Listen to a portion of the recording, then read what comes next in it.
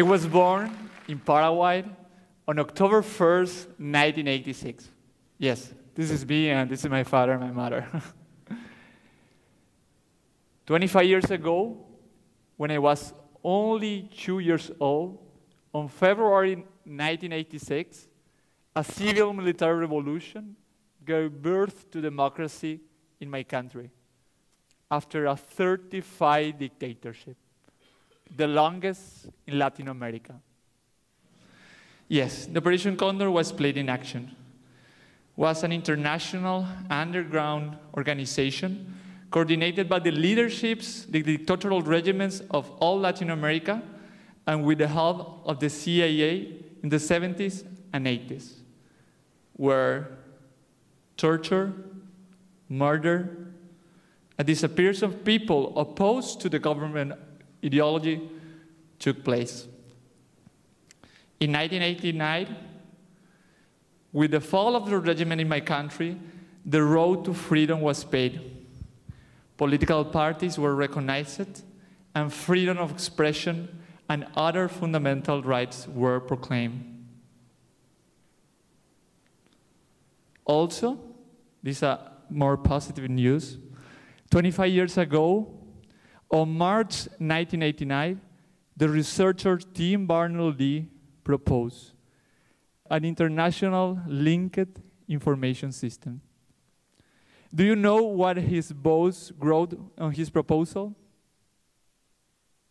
Vague but exciting. Yes, vague but exciting. Anyway, he gave his support and the project started. The World Wide Web was created. This was a giant step for the most recent revolution in history, the internet. A revolution that has reached to connect freely the whole planet. And it has transformed society in a very short period of time. These two events, both of them 25 years ago, marked a milestone for freedom of expression and participation. For my country, that milestone was the restoration of the democracy. For the world, it was the merger of the World Wide Web. For 25 years, my country has lived in an imperfect, participatory, and representative democracy. The facts from the past are still remaining. I am 27 years old. My generation have not experienced those times, but it was raised and educated by a generation that chose, out of fear, to maintain the status quo, thus transferring to us the culture of, don't get involved. However, decades later, the democracy and the internet are changing the political dynamics in Paraguay. Today, thousands of young people are beginning to express their dissents using the internet as their main tool. Slowly emerging is a youth that doesn't want their leaders to make decisions without their active participation. Protests are growing, and this new generation is building a society where the citizen organized set the agenda and produce historical change. I remember being like skeptical about how our commonly known apathetic population will react to calls using events on Facebook or hashtag on Twitter. But surprisingly, we were protagonists of a series of protests with unexpected results. We stopped the budget increase of corrupt government offices. We freed public information that was deemed confidential. And we stopped also the increase of transportation fares. And in one occasion, we changed half of the senator votes in less than a week. Yes, I know. It's something that is not working very well in our participatory and representative democracy. Yes, we vote for them every 5 years, but then afterwards, they turn their backs on us.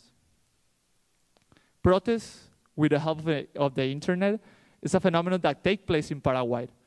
It's a phenomenon that takes place all around the world. It's a phenomenon that makes feel uncomfortable all kind of governments, democratics and not democratics, and all kind of politicians, left and right wing. Protests ended with regimes in Egypt and Tunisia. In Spain, hundreds of young people camped on square, showing their frustration with unemployment. In the US, people tired about the behavior of the huge financial corporation manifested themselves just in front of Wall Street.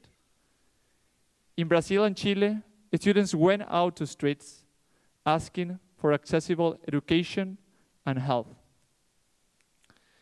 And in Argentina and Venezuela, people went to street asking for more security and inflation.